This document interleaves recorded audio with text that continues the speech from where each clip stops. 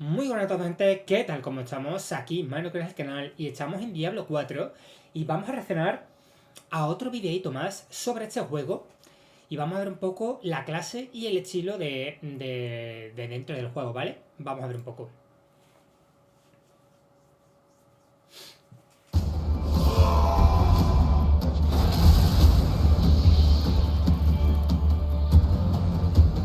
In the eternal conflict between the high heavens and the burning hells, Diablo 4 offers you more choice than ever before.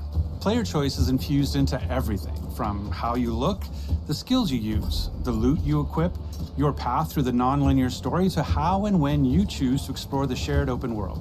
We want players to play their own way and have their own choice of how they're going to build their character. Between all of our different systems, you can really create a custom character in ways that was not available in previous Diablo titles. When you log into Diablo 4, the first thing you're gonna have to do is create your character. And those familiar with Diablo are gonna be very familiar with the screen with all the classes sitting around the campfire.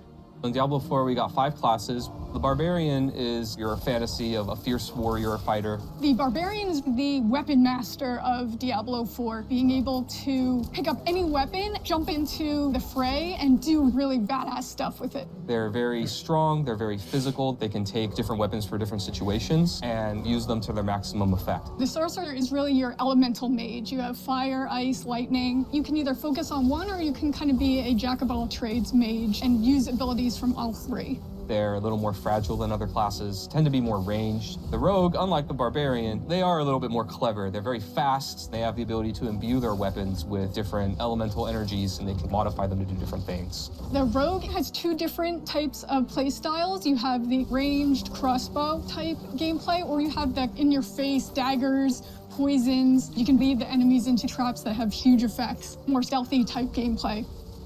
The Druid is really this shapeshifter. When you cast certain skills, you change your form, what you look like and what you can do. They can turn into werebears or werewolves. If I cast a werewolf skill, I turn into a werewolf and I do werewolf things. If I cast like Pulverize, for example, which is a werebear skill, I turn into a werebear, I slam the ground really hard.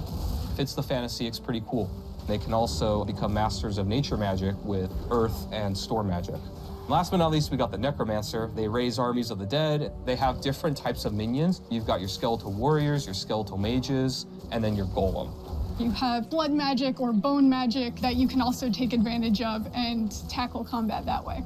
If you've played a previous Diablo game and you enjoyed a certain play style, you can actually bring that into Diablo 4, or just try something completely new. No matter which class you play, there's going to be multiple different avenues and fantasies that you can chase. You can customize your character in ways you've never been able to before, with near-endless character creation and transmog options. In previous Diablo games, you had to be attached to certain archetypes and look a certain way, and in Diablo 4, it's really up to you how you want your character to look. You'll be able to choose from different facial structures from people all over the world. No matter where you are, you'll be able to say, hey, I can actually make someone that looks like me or looks like someone from my part of the world, which we're really proud of. You can pick a hairstyle for your character, and every class actually has a specific hairstyle that no other class can use. You can pick your eye color. We have some really fun ones. We have eye glowing, we have a bloodshot type eye, and then you can actually pick a marking, which is a tattoo or a design that covers your entire character, and there are dozens of those.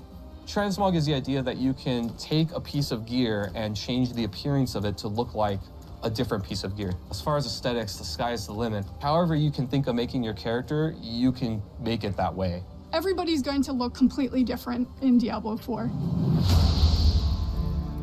One of our pillars for class design in Diablo 4 is this idea that we want players to play the way that they want to. When you first start the game, we introduce you to the idea of the skill tree. As you level up, you get access to these different skills or passives or upgrades to make your character more powerful.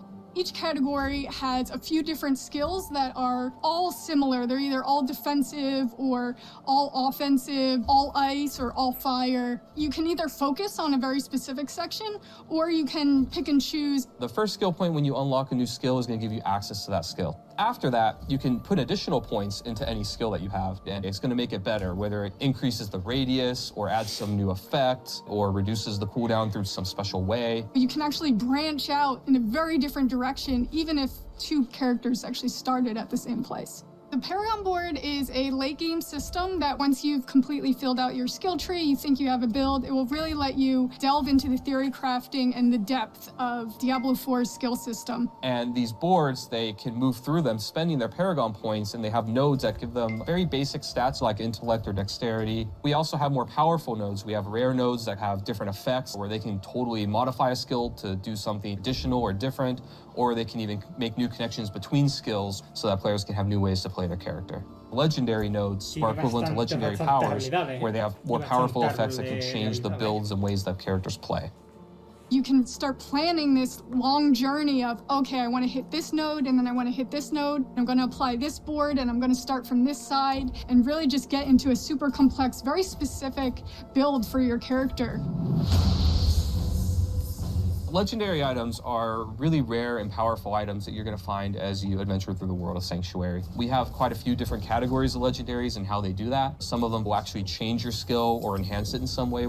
Frozen Orb, for example, it might say, hey, every single time you use your Frozen Orb, it applies a new effect. And then I can actually take advantage of that new effect that it has. Even if the item itself is maybe not as good as the one you have, you can still extract that power from it, take advantage of it, and use it for your build.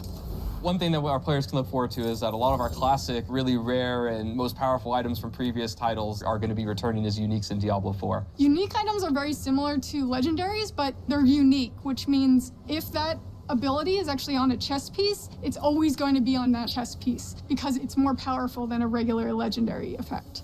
Crafting is a big part of Diablo 4. We have all kinds of different ways that you can upgrade and interact with NPCs to make your gear better. You can increase the item level or power of your gear, so you can actually get a piece of gear and just make it stronger. You can also add sockets to your gear so that you can put gems inside of it. There are a lot of different ways that players will be able to customize their experience in Diablo 4. Every single player is going to have a different experience and a different build at the end of the day.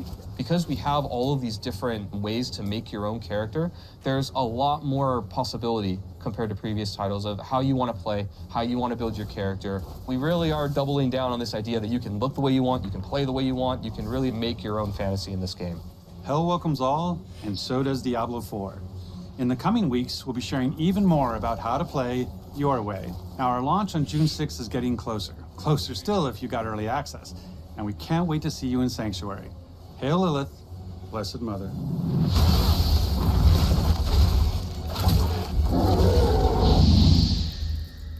La verdad que está bastante bien todas las clases y todos los personajes. La verdad que tengo bastantes ganas de darle bastante caña y enseñarlo sobre todo en el canal y ver las distintas habilidades de cada personaje y cómo se desarrolla la historia. La verdad que tengo muchas ganas y espero que ustedes también. Así que espero que haya gustado este vídeo. Dale a like, suscribiros al canal, activar la campanita para más, compartir el vídeo.